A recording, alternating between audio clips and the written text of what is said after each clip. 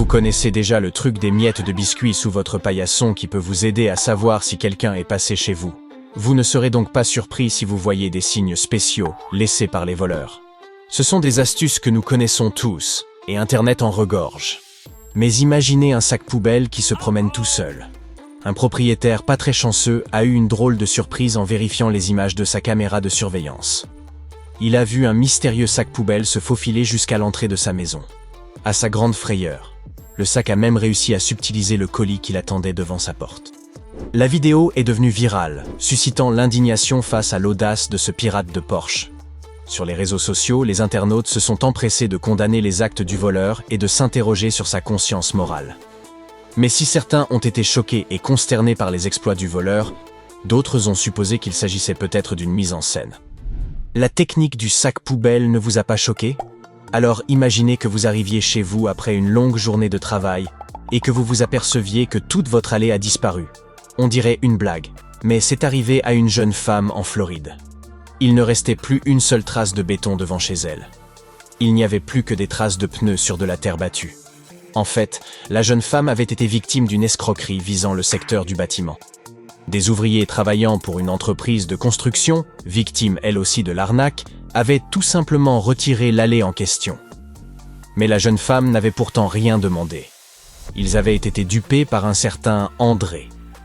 L'escroquerie consistait à trouver des maisons à vendre, à demander à des entreprises d'effectuer des travaux, à envoyer des paiements en trop, puis à demander un remboursement.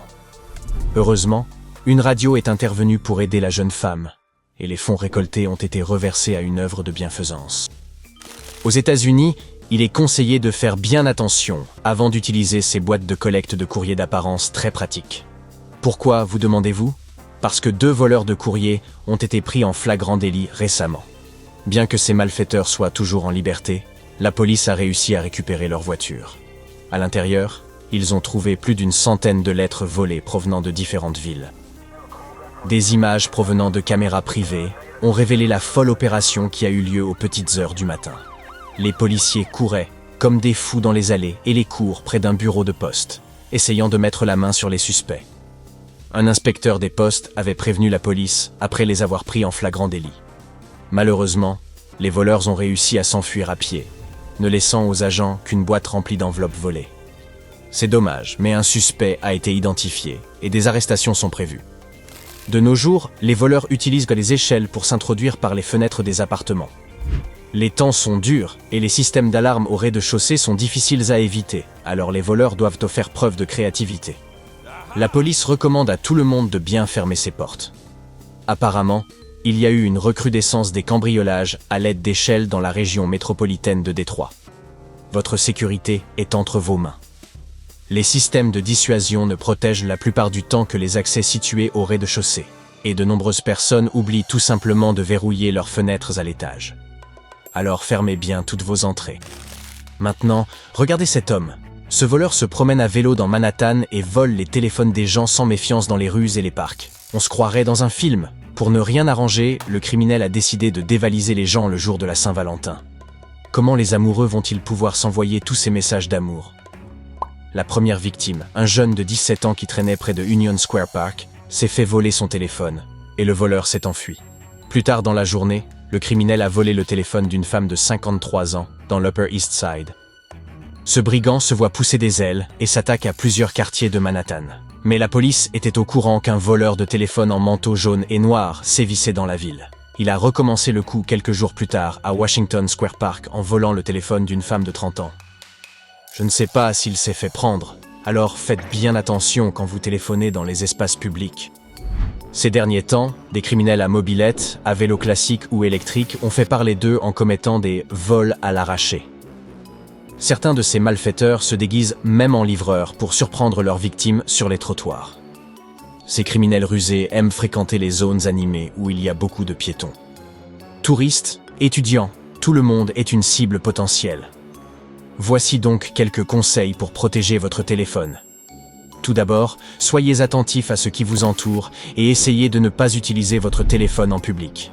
Restez vigilants et faites attention aux vélos et aux cyclomoteurs qui circulent sur les trottoirs. Ne sortez pas non plus votre téléphone juste après avoir quitté un train ou une station de métro. n'oubliez pas de verrouiller votre téléphone et de le faire enregistrer pour une protection supplémentaire. Pour plus de sécurité, notez le numéro e-mail de votre téléphone. Croyez-moi, cela peut vous aider. En effet, c'est ce numéro qui permet de prouver qu'un téléphone vous appartient en cas de vol. Disons que c'est comme les empreintes digitales de l'être humain. Il est unique, aucun autre téléphone n'a le même numéro e-mail. Et surtout, n'essayez pas de poursuivre le voleur vous-même. Laissez la police faire son travail. Londres est actuellement en proie à une épidémie de vol de montres, avec 1700 unités volées en seulement 5 mois pour une valeur de 16 millions de livres, soit plus de 18 millions d'euros. Les prix de ces montres montent en flèche, certaines se vendant 3 à 5 fois leur prix d'origine sur le marché de l'occasion. Les marques de luxe ont de longues listes d'attente, ce qui entraîne un pic dans les ventes de montres volées. Les experts en récupération retrouvent ces montres volées à l'aide de codes de série uniques, mais les gangs criminels redoublent d'ingéniosité et vendent leurs montres dans des pays comme Dubaï et dans d'autres endroits. Malgré les difficultés, certaines personnes ont réussi à récupérer leurs biens. Ainsi, une dame a retrouvé sa Rolex volée après 25 ans grâce au registre des montres, ce qui montre qu'il y a de l'espoir dans la lutte contre le vol de ces objets. Mais il s'agit plutôt d'une exception. À Auckland, un homme en avait assez que des voleurs s'attaquent à sa boîte aux lettres. Les serrures ne les arrêtaient pas, alors il a fait preuve de créativité. Il a appelé la police, a demandé s'il était possible d'installer un piège à rats dans sa boîte, et ils ont dit oui. Quelques jours plus tard, il s'est aperçu que le piège avait disparu. Il l'a retrouvé quelque temps plus tard. Le but de cette combine était de dissuader ceux qui lui volaient en son courrier, mais l'administration a fini par déclarer que les pièges n'étaient pas autorisés. Les voisins étaient divisés. Certains pensaient que c'était un héros, d'autres pas tellement. L'administration a déclaré que le vol de courrier était un problème partout, et pas seulement à cet endroit. Ils ont alors pris des mesures de sécurité plus sophistiquées. La police n'a pas voulu parler de l'affaire du piège à rats, mais elle a donné quelques conseils pour prévenir le vol de courrier. En gros, n'envoyez pas d'argent liquide par la poste et essayez d'être chez vous lorsque vous attendez des documents importants. Un peu facile comme solution, non ? Le vol à l'étalage n'est pas une plaisanterie. La Fédération nationale du commerce de détail, aux États-Unis, vient de révéler que la criminalité dans les commerces a coûté l'an dernier la bagatelle de 112 milliards de dollars. Mais certains magasins luttent contre ce fléau grâce à des technologies de pointe. Voici Benny Tiapon, un épicier de Petaluma qui en a eu assez des petits voleurs. Il a renforcé sa sécurité en installant des caméras intelligentes censées prendre les voleurs à l'étalage en flagrant délit. Peu après, le gérant a reçu une alerte très suspecte sur son téléphone. Mais Tiapon n'est pas le seul à prendre des mesures contre le vol. Un département dédié de l'Université de Floride prépare toutes sortes de gadgets sympas pour arrêter les voleurs. S'ils parviennent à faire du vol à l'étalage une chose du passé, peut-être obtiendrons-nous tous des réductions dans nos épiceries? Un peu moins de criminalité, ça fait moins de pertes pour les magasins, n'est-ce pas? Et alors peut-être que les prix commenceront à baisser un peu.